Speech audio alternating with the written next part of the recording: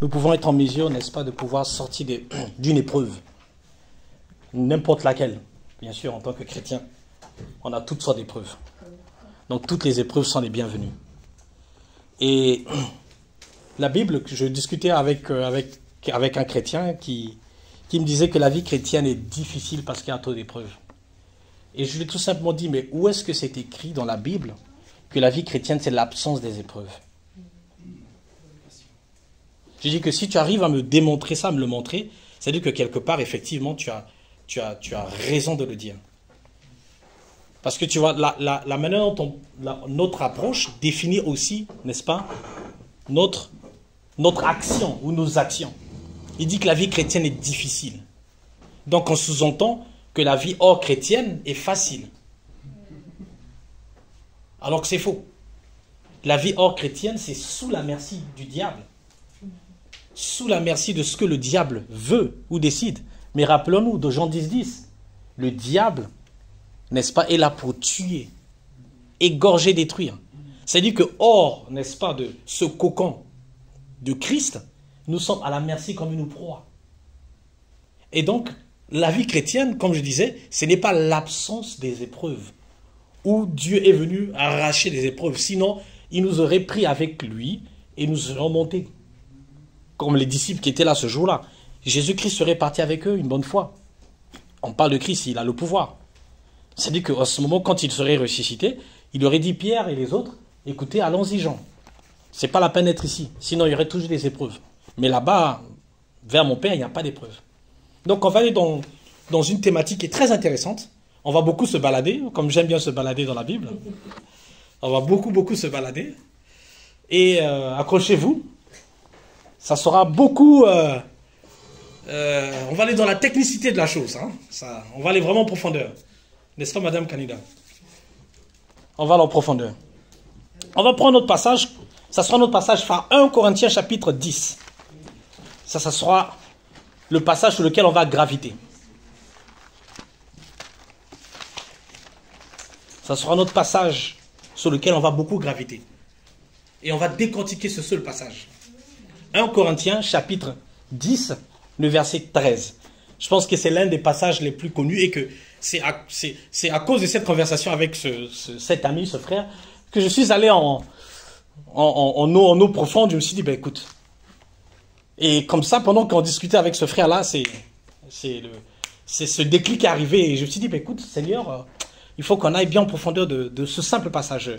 Simplement ce passage-là, on a eu beaucoup à dire. Il y a des choses à se dire avec l'Éternel et j'aimerais partager cela. Donc 1 Corinthiens chapitre 13.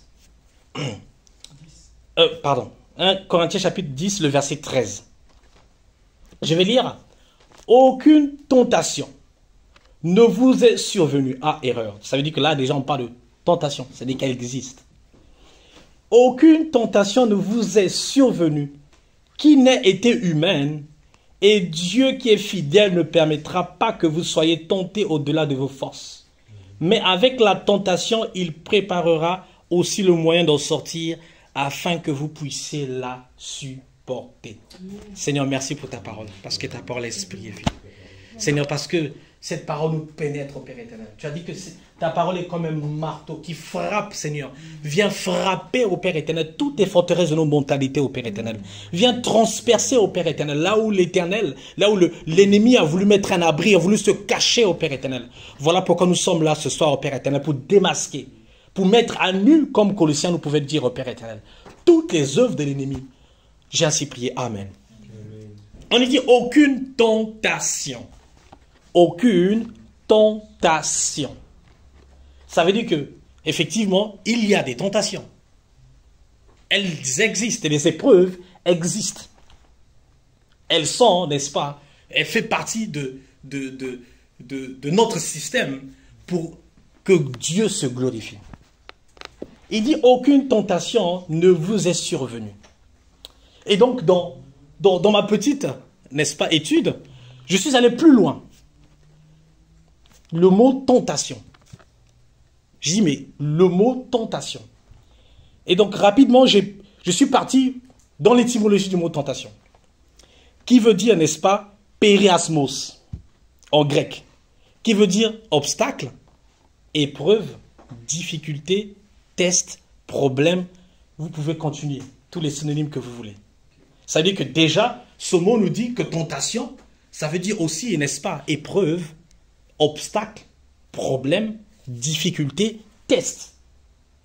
Donc, aucune tentation, n'est-ce pas, ne vous est survenue qui n'a été humaine, et Dieu qui est fidèle. J'adore cette phrase. Et Dieu qui est fidèle. Ça dit que dans la tentation, dans l'épreuve, n'est-ce pas, on parle de la fidélité de Dieu. Il n'est aucunement, n'est-ce pas, dans ce passage, où on parle de la fidélité de Christian dans l'épreuve. Il n'est pas mentionné, n'est-ce pas, la bravoure de Nicole. Il n'est pas mentionné quelque part, n'est-ce pas, la férocité de Isaac. Ou la sagesse de Lancelot. Ou la joie de Marie. Ou la n'est-ce pas, séance. Ou la bienveillance, pardon, de Yamilette. Il n'est pas question de ça. Il est question de Dieu qui est fidèle. Donc, et pourtant, c'est une épreuve qui nous concerne nous. Ce n'est pas une épreuve qui concerne Dieu. Parce que souvent quand on voit ce passage, on a l'impression que la tentation est là, l'épreuve est là, et Dieu quelque part là, comme dans un film d'Hollywood, il nous regarde, et il y a une chanson qui est là, donc si tu réussis, tu ajoutes les points. Si tu perds, ah, dommage. Tu reprends encore, tu repars à la case de départ. On a l'impression que Dieu c'est comme ça, vis-à-vis de nos tentations. Rappelons-nous, une tentation qui n'a été humaine. Ça veut dire que la tentation fait partie de notre chair, de notre corps humain. Quand nous partons, il n'y a plus ça. Il n'y a plus ça. C'est-à-dire qu'aussi longtemps que nous serons là, nous serons toujours affectés, ou nous serons toujours devant ces épreuves, ces tests, ces difficultés. N'est-ce pas? Et l'autre étymologie aussi, l'autre sens de mot tentation, c'est aussi péché. C'est commettre, n'est-ce pas, ce que la Bible appelle de péché. Donc ça englobe tout ça. C'est-à-dire que quelque part, toi et moi, nous pouvons nous repérer par rapport à ces synonymes. De tests, de difficultés, de problèmes, de lacunes, de manques. Tout ça fait partie, n'est-ce pas? Ça s'est arrêté. Donc tous ces synonymes fait que tout un chacun, toi et moi, nous puissions nous retrouver. Nous nous retrouvons face à ce passage. Une fois de plus, là, il n'est pas question de manque d'épreuves. Il n'est pas question de manque de difficultés. Comme ce frère pouvait me dire que la vie chrétienne est difficile. Ça ne veut pas dire que la vie chrétienne, n'est-ce pas, c'est l'absence de difficultés. Et pourtant, on nous dit qu'il n'y a aucune épreuve. On parle de la fidélité de Dieu. Et souvent, c'est ce côté que nous manquons souvent quand nous traversons l'épreuve. On pense que l'épreuve est dépendante de moi. On pense que l'épreuve est dépendante de comment j'ai prié le matin. De comment, n'est-ce pas, j'ai pu me lever de bonne humeur. Si je ne suis pas de bonne humeur, ah, l'épreuve va mal se passer, comme un examen. Si quelqu'un ne s'est pas bien préparé. Que si je n'ai pas bien lu, n'est-ce pas, ah, ben je suis mort. Et je pense que Barbara a beaucoup à nous dire sur les épreuves, sur les examens à l'école. Un beau témoignage. Amen. Et on continue. Donc, il ne s'agit pas de notre foi. Il s'agit de la fidélité de Dieu. Dieu est fidèle. On nous rappelle qu'il est fidèle. C'est-à-dire que par défaut, quelle que soit la tentation, n'est-ce pas, que nous traversons, Dieu déjà, n'est-ce pas, dans son programme, il est déjà fidèle. C'est-à-dire que dans tous les cas, nous partons déjà avec un avantage que Dieu est fidèle. Que ça ne dépend pas de ma fidélité. Ça ne dépend pas, n'est-ce pas, de ce que j'ai fait. Ça, tout est question de Dieu fidèle. Amen. Il ne permettra pas, n'est-ce pas, que chacun soit tenté au-delà de vos forces. Voilà quelque chose qui est attirant. C'est-à-dire que l'épreuve que tu traverses est proportionnelle à la force que tu as. Je répète, l'épreuve que tu es en train de traverser en ce moment, qui paraît, waouh, ça paraît immonde, ça paraît illogique, c'est incompréhensible. Laisse-moi te dire que c'est à la mesure de là où tu es capable d'arriver. Il dit, aucune de ces tentations ne va au-delà de tes forces. Et pourtant, il y a de ces situations, de ces tentations où je n'en peux plus. Mais dont je n'en peux plus, la Bible nous dit que c'est à la mesure de ta force. C'est-à-dire que quand je n'en peux plus, que je suis fatigué, c'est épouvantable, ça dure longtemps, c'est toujours récurrent, ça continue en année, laisse-moi te rappeler que c'est à la mesure de ta force. Et donc quelque part, ça nous réconforte de toujours continuer, de persévérer, d'avancer, de ne pas abandonner, parce que c'est dans la même dynamique de force que tu as. Il dit que qu'il ne soit au-delà de vos forces. Mais avec la tentation, Dieu, préparera aussi le moyen d'en sortir. Préparera aussi le moyen. Donc il y a une préparation dans notre épreuve. Ça dit que sans épreuve, Dieu ne prépare pas. Sans épreuve, Dieu ne se met pas en action. Parce que, n'est-ce pas, l'étymologie de préparer, c'est dans le même sens de se mettre en action. De commencer, n'est-ce pas, à rassembler. C'est aussi dans le sens de rassembler.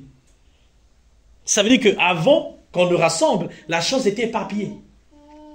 Donc les épreuves, les tentations, les difficultés, les tests, les obstacles, pousse à Dieu, n'est-ce pas, de se mettre en action.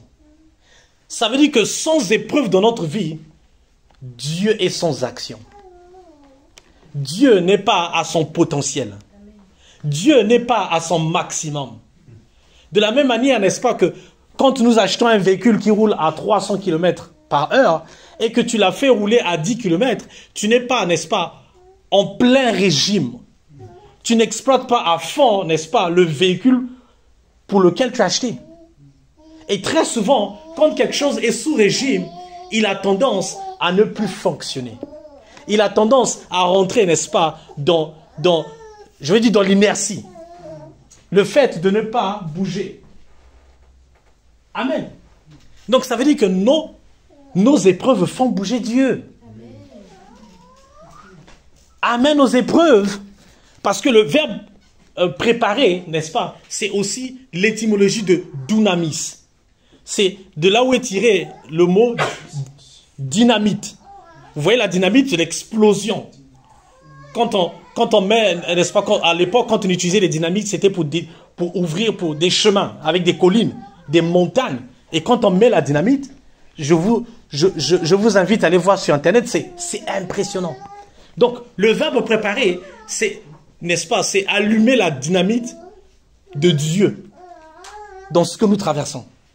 Et l'explosion qui en vient est extraordinaire. Ça va bien au-delà. Amen. Donc nos épreuves sont aussi importantes. Donc, dans nos prières, quand on dit Seigneur, enlève-moi cette épreuve, Dieu te dit, laisse cette épreuve afin que je m'éclate. Ça veut dire qu'en d'autres termes, cette épreuve qui est récurrente, c'est dire Seigneur, laisse-moi, n'est-ce pas, préparer, laisse-moi me mettre en action. Amen, amen, amen. Cette difficulté qui est récurrente, mais pourquoi ça n'avance pas? Mais j'ai l'impression on dirait que Dieu est en train de dire, je m'apprête à m'éclater. Je m'apprête à exploser. Amen, amen. Je m'apprête à être une dynamite. C'est-à-dire que s'il n'y a pas épreuve, il n'y a pas dynamite. C'est-à-dire que s'il n'y avait pas la montagne, on n'aurait pas pensé à la dynamite. Amen. Amen. Et souvent dans nos prières, c'est Seigneur, enlève-moi cette épreuve. Seigneur, c'est trop difficile. Non. Non, ce test n'est pas si difficile. C'est l'opportunité de Dieu d'exploser. C'est l'opportunité de Dieu de se mettre en action, into motion. C'est-à-dire que là, c'est-à-dire que si on parle d'action, c'est-à-dire que quelque part, il était dans l'inaction. Si Dieu se met en action, c'est-à-dire que l'activité avant cet état, c'était l'inaction. Donc, demander à Dieu quelque part de m'enlever cette épreuve, je ne veux pas d'épreuve, c'est trop compliqué pour moi, c'est demander à Dieu de ne pas se mettre en action. C'est-à-dire que cette épreuve-là, qui perdure, qui continue, c'est une manière, n'est-ce pas, de faire exploser Dieu. C'est-à-dire que quelque part, en parallèle, plus le problème est grand, plus la dynamique de Dieu aussi devient grande. C'est-à-dire que plus Dieu se doit de se préparer au maximum de son potentiel. Amen. Amen. Voilà pourquoi nous, en tant que chrétiens, nous avons cet avantage. Le monde dehors, n'est-ce pas, quand ils sont confrontés à des tests, à des tentations, ils tendent à se suicider. Ils tendent, n'est-ce pas, à se perdre dans plusieurs choses. Mais toi et moi, nous avons cette dynamite. Il dit, pas au-delà de tes forces. C'est-à-dire qu'au moment où, n'est-ce pas, la chose commence à aller au-delà de ta force, c'est là où il intervient. C'est là où il y a la dynamite qui explose. C'est là où il y a cette explosion qu'on peut entendre de miracles, de guérisons, de témoignages qui viendront, n'est-ce pas, corroborer les preuves que tu traverses. Amen. C'est-à-dire que c'est important. Cette épreuve est importante. Cette épreuve est importante. Ne la sous-estime pas dans ce sens que pourquoi moi, j'ai l'impression que Dieu n'est pas de mon côté. J'ai l'impression que Dieu ne m'entend pas assez. Il faut que je rajoute des mégaphones. Sinon, j'ai l'impression que, effectivement, je ne fais pas assez dans cette épreuve. Cette épreuve est là pour faire exploser Dieu. Rappelons-nous de l'étymologie de préparer, se mettre en action. Se mettre, n'est-ce pas, rassembler. C'est-à-dire que prendre, n'est-ce pas, tout ce qui doit être fait pour que ce soit un. Ce qui était dispersé se doit de se réunir en un seul endroit et en harmonie. Amen. Et le moyen, je ne sais pas s'il y a d'autres versions ici. Lanceau, c'est toi, c'est quelle version? Toi aussi, c'est le moyen, c'est ça? Le moyen aussi. Préparer aussi, dans d'autres versets, je lisais, dans Darby, ils disent le chemin. Toi aussi, c'est le moyen, c'est ça? Ok. Dans d'autres versions, on dit le chemin. Le moyen, le chemin. Et j'ai aussi, n'est-ce pas, étudié ce que le mot moyen veut dire. Et donc, moyen, n'est-ce pas, vient du grec. Ekbasis, E-K-B-A-S-I-S. Ekbasis, qui signifie sortie. Moyen, qui signifie sortie. Ça dit que Dieu, n'est-ce pas, en train de se mettre en action, en train de rassembler tous les éléments pour créer une sortie. Dieu est en train d'exploser en dynamite pour créer une sortie. Ça veut dire que sans épreuve, il n'y a pas de sortie. Ça veut dire que aussi, quelque part, toute épreuve, comme il a dit, il n'y a aucune épreuve qui n'a pas de sortie. C'est-à-dire que toutes les épreuves que nous vivons a obligatoirement une sortie. Amen. C'est-à-dire que le problème qui persiste, laisse-moi te rappeler qu'il y a une sortie. La situation qui est compliquée au sein de la famille, les difficultés, peu importe le synonyme du mot ou la situation dans laquelle tu vis, laisse-moi te dire que Dieu est en train de préparer une sortie. Ekbasis, qui veut dire sortie. Amen. Ou encore marcher hors. Ou encore marcher hors. C'est-à-dire que Dieu est en train de préparer un chemin. Le ekbasis, pour que tu marches hors de ce problème. Amen. Et donc, ma prière, quand je me réveille le matin, Seigneur, encore ce problème, je n'en veux plus, Seigneur, enlève-moi ce problème. Dieu me dit, hey, laisse-moi exposer. Laisse-moi préparer le ekbasis pour toi. Laisse-moi préparer la sortie pour toi. Laisse-moi, n'est-ce pas, rassembler, mettre en tout en harmonie. Laisse-moi construire cette sortie pour toi. Vous voyez? Donc, ça dit que quelque part, ma prière a besoin d'une orientation. C'est-à-dire que je ne prie pas pour que Dieu enlève le problème, mais par contre, ma prière, c'est vers cette sortie. Ma prière, n'est-ce pas? Non seulement c'est vers cette sortie, mais c'est aussi de me rappeler que Dieu est fidèle. C'est à cause de sa fidélité qu'il prépare, qu'il rassemble, qu'il explose, que le chemin, le ekbasis, le sortir de cette situation, le marché hors, se doit de manifester. Amen. Donc ça veut dire que quelque part, il y a un chemin bien défini. Quelque part, il y a un chemin bien défini. S'il y a une sortie de la A10 ou la A20, c'est-à-dire qu'on sait bien où se trouve la A20. N'est-ce pas? Si même dans notre intelligence, on arrive à différencier les sorties, c'est-à-dire que quelque part aussi, Dieu aussi sait différencier les sorties. Toutes les sorties ne sont pas mélangées, on est d'accord? Il y a une forme de logique. La A20, A30 n'est pas tous au même endroit, ça, c'est pas possible. Ça veut dire que quelque part, c'est un chemin bien défini. Et en grec, le ekbasi, c'est vraiment un chemin bien défini. De la même manière que quelqu'un va te demander où se trouve l'église, que tu vas dire oui, c'est à zone république. C'est bien défini l'endroit. Amen. Et donc, c'est dans ce sens-là que le chemin est bien défini. Et là, on est dans 1 Corinthiens chapitre 10. On va découvrir quelle est cette méthode, quel est ce chemin bien défini que Dieu parle dans 1 Corinthiens. Quelle est l'une des sorties que Christ dépose dans ce passage. Au-delà des autres sorties que nous pouvons savoir, que nous pouvons opérer, que Dieu peut nous mettre à cœur. Mais dans ce passage-là, il s'agit d'une sortie bien définie. Et on va le découvrir ensemble rapidement. Amen. Et je continue. Le moyen d'en sortir, afin que vous puissiez la supporter. Le verbe supporter m'a encore attiré. Le verbe supporter attire encore mon attention. Le verbe supporter, n'est-ce pas, a suscité encore, n'est-ce pas, ma recherche. Le verbe supporter. Et que signifie supporter? En grec, l'origine signifie, n'est-ce pas, upofero. H-U-P-O-P-H-E-R-O. Excusez-moi, je ne parle pas très bien grec. Upofero. Et upofero, n'est-ce pas, c'est une combinaison de deux mots. Il y a un préfixe et un suffixe.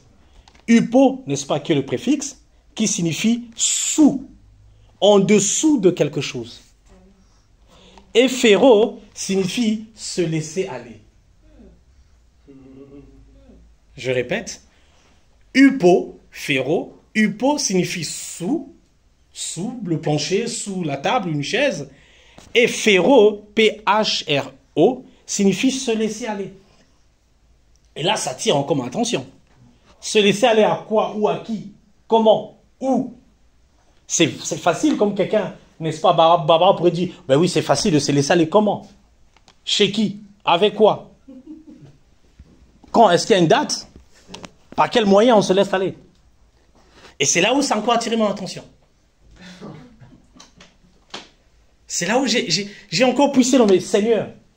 Oui, tu as dit, n'est-ce pas, qu'il n'y a aucune tentation, il n'y a aucune difficulté, il n'y a aucun test, aucune épreuve dans lequel toi qui es fidèle, qui est, n'est-ce pas, égal à toi-même, qui ne change point, n'est-ce pas, qui me permet ou qui prépare un chemin, une explosion, une sortie, n'est-ce pas? Et il dit, afin que vous puissiez la supporter. C'est-à-dire que là, la supporter, ce n'est pas dans le sens premier dont j'imagine. Parce que très souvent, n'est-ce pas, je parie que Nicole avait la même définition que moi. Supporter, c'est utiliser toutes ses forces. N'est-ce pas, Nicole? J'avais raison. Elle avait la même définition que moi. Supporter, c'est utiliser toutes ses forces. C'est-à-dire que... Mais là, on nous dit se laisser aller. On nous dit d'être sous. C'est-à-dire que ça vient rebattre la définition que j'avais de supporter. N'est-ce pas, Nicole?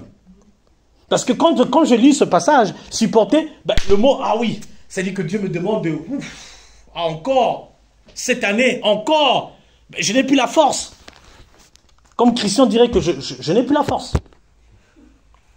Et là, tu me demandes encore de supporter. Et c'est là qu'on découvre l'étymologie. Ce n'est pas le verbe supporter comme on imagine. C'est se laisser aller. Non seulement se laisser aller, c'est être sous. C'est-à-dire qu'il y a une carapace, il y a une protection dans laquelle tu es, hein, Mais l'autre, n'est-ce pas, ce que tu dois faire, c'est te laisser aller. Incroyable. Qu'on me dise que lors de l'épreuve, lors de la difficulté, lors du test, de me laisser aller. Ah, c'est contraire à ce qu'on nous enseigne. Qu'il faut être fort, il faut avoir des muscles spirituels. Comme quelqu'un dit, à défaut de ne pas avoir les muscles physiques, ben, il y a des muscles spirituels. Parce que l'épreuve est difficile. Mais là, on vient me dire le contraire de ce que j'avais. On dit à l'école, supporter. Je pense que c'est la plupart, on doit avoir la même version, c'est aussi supporter, j'imagine. On nous demande, là, dans l'étymologie, n'est-ce pas, de upophéro, c'est se laisser aller. Et une petite parenthèse, le Nouveau Testament est écrit en quelle langue? Pasteur, le scoop.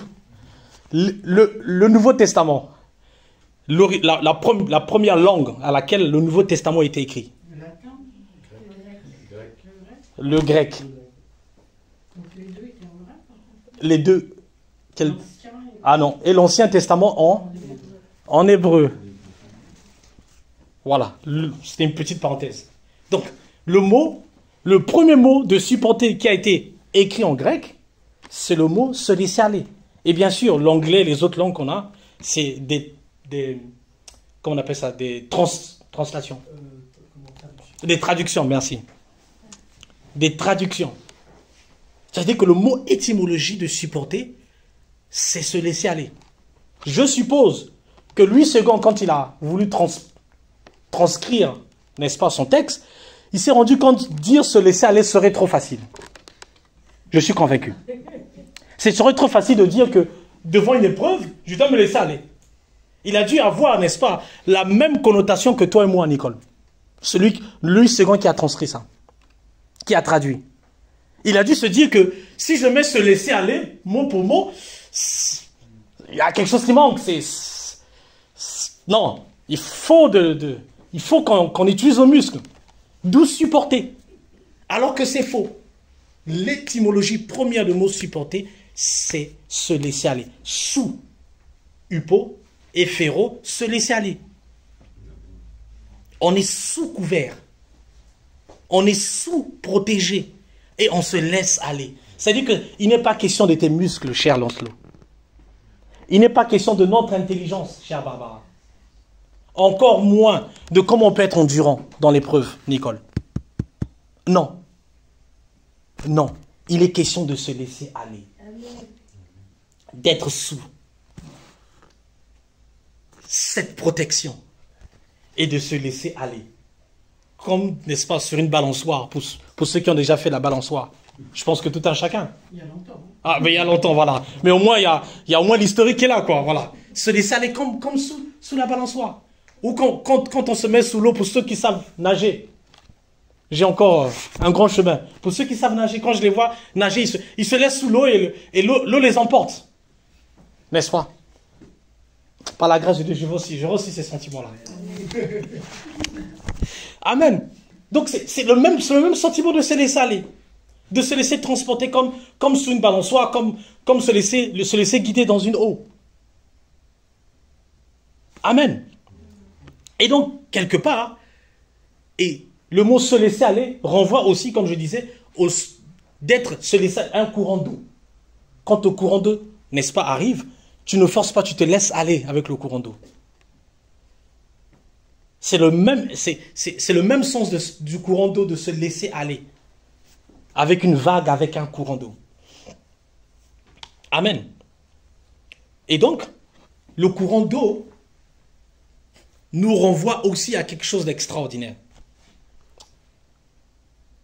Le verset 16, toujours de 1 Corinthiens. On a fini le verset 13, le verset 14. C'est pourquoi, mes bien-aimés, fuyez l'idolâtrie. Je parle comme à des hommes intelligents. Jugez vous-même de ce que je dis. Le verset 16. La coupe de bénédiction que nous bénissons, n'est-elle pas la communion au sang de Christ? Imaginez. Voilà une incohérence. Ça, c'est ce que j'appelle définissant l'incohérence de la Bible. Le verset 13, on nous parle d'une tentation, n'est-ce pas, que Dieu va nous faire sortir. Et le verset 16, on nous parle, n'est-ce pas, de quelque chose qui n'a rien à voir. Donc c'est comme si, en français on dit un non-sens, merci. Merci, un non-sens. Il y a aucune cohérence. C'est pas logique. Tu es hors jeu, tu es hors compréhension. Et là, on nous parle, n'est-ce pas, de la coupe de bénédiction. De la coupe de bénédiction. Il dit que nous bénissons, n'est-elle pas, n'est-ce pas, la communion du sang au sang de Christ. Le pain que nous rompons, n'est-il pas la communion au corps de Christ? Ça veut dire que le verset 13 vient, n'est-ce pas, comme un sandwich, comme notre fromage dans le pain, vient se glisser entre le passage, n'est-ce pas, de la bénédiction, le corps de Christ, la communion. Donc ça veut dire que Dieu veut attirer notre attention, n'est-ce pas, que, regardez, il y a une épreuve qui est là, une difficulté qui s'annonce, mais quelque part, il nous parle, n'est-ce pas, de quelque chose d'extraordinaire, de la communion, de la Sainte Seine. La coupe de bénédiction que nous bénissons, n'est-elle pas la communion au sang de Christ? Le pain que nous rompons, n'est-il pas la communion au corps de Christ? Ça veut dire que le verset 13 est directement rattaché, n'est-ce pas, au verset 16. Et il continue. Il continue, vous allez lire, il continue plus tard à parler du sang, du corps de Christ, le pouvoir, n'est-ce pas, de la communion, le pouvoir de la Sainte Seine. On s'est carrément égaré, s'il faut le dire, chronologiquement, de la tentation qui est au départ. N'est-ce pas? Et quand on lit ce passage, Dieu nous attire notre attention vers, n'est-ce pas, le verset 16 et plus tard. C'est-à-dire qu'indirectement, n'est-ce pas, notre voie de sortie est liée à ce que Paul nous donne comme indice. Il nous donne, n'est-ce pas, des indices de se dire que la tentation, le moyen le plus difficile, la situation la plus critique, n'est-ce pas, que Dieu a choisi, que Dieu prépare, n'est-ce pas, dans son sein et dans le secret, parce que souvent il ne nous informe pas, n'est-ce pas Nicole? Il ne nous informe pas. Souvent quand je travaille une situation, Dieu ne m'envoie pas une alerte ou un SMS ou une notification que, ah, j'arrive, je suis dans les parages. Attention, dans 15 minutes, il y aura embouteillage de bénédiction. Non, il ne m'informe pas. Mais quelque part, n'est-ce pas, dans le verset 16, on nous parle de le sang, le corps de Christ. Ça veut dire que, n'est-ce pas, la puissance de la communion, la puissance de la communion, le sang de Christ, le corps de Christ est capable aussi, dans ce passage, dans cette épreuve, dans ce moyen de sortie, n'est-ce pas, nous apporter la victoire dont nous avons besoin. La communion de Christ, son corps, n'est-ce pas, est aussi vital. C'est son moyen, pour ne pas dire l'un des moyens les plus sûrs, qui nous fasse sortir de l'épreuve dans ton verset 13, tu traverses. Ça veut dire que quand je participe, quand je prends la communion, c'est-à-dire quelque part, je libère, n'est-ce pas? Je prends le chemin. Je me laisse aller. C'est-à-dire que quand je prends la communion, quand nous prenons la communion, en tant que communauté, nous nous laissons aller sous la protection. Non seulement du sang qui nous protège et du corps qui nous donne la force de continuer. Amen. Voilà pourquoi il est impératif. C'est un ordre divin pour toi et moi de continuer perpétuellement à communier. C'est-à-dire qu'inversement, une communauté qui ne communie pas, n'est-ce pas, s'empêche de pouvoir accéder au chemin, à la sortie que Dieu a programmée pour les épreuves que nous traversons. Amen. C'est-à-dire que la communion est importante. Communier en tant, n'est-ce pas, en tant que corps de Christ, c'est important. Et je lisais un homme de Dieu qui disait qu'il y a 4 thèmes sur lesquels le diable va toujours se battre. 1. La justice par le péché. Ça fait partie des débats les plus anciens du monde. 2. Le parler en langue avec l'évidence. Dans le Saint-Esprit, avec l'évidence du parler en langue. On va toujours avoir ce débat-là dans le corps de Christ. Pourquoi parler en langue? Est-ce que l'Esprit de Dieu nous demande de parler en langue? Vous voyez? La justice du péché. Qui est justifié? Est-ce que, n'est-ce pas, c'est le fait de prier 3 fois par jour, matin et soir, qui me rend saint ou qui me rend justifié, ou c'est le corps de Christ à la croix qui me justifie? 3. La communion. À quel moment ou qui doit prendre la communion? Ah, X pour prendre la communion, il doit être bien vêtu, il doit ne pas avoir, n'est-ce pas, un prix, l'argent, j'en sais rien, qui traînait sur la table. N'est-ce pas? Ou le matin, si tu n'as pas prié, tu n'es pas digne de prendre la communion. Ou si, n'est-ce pas, tu as énervé le pasteur, donc tu n'es pas digne de communier. Ou si tu énerves le pasteur, en l'occurrence, tu n'es pas digne de communier. Vous voyez? Les thèmes pour lesquels le corps de Christ se bat, parce que le diable connaît le pouvoir de ces thèmes. Il va toujours nous attaquer. Et le 4e thème, c'est l'offrande et la dîme. Ça aussi, le diable attaque toujours le corps de Christ. Ces 4 thèmes. Justice par la foi. L'Esprit de Dieu par l'évidence du parler en langue. La communion, n'est-ce pas? Et la dîme et son offrande.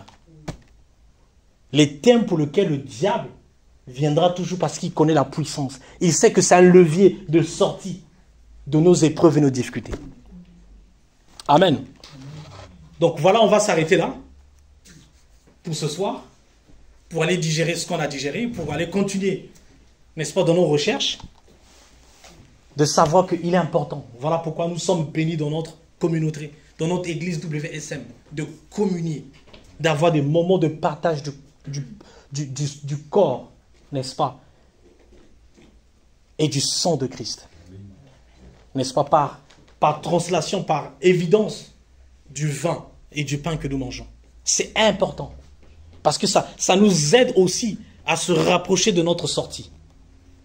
Comme dans le Corinthiens chapitre 10.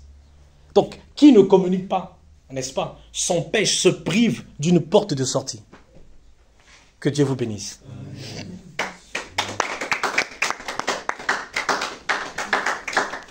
On va nous lever, on va se lever.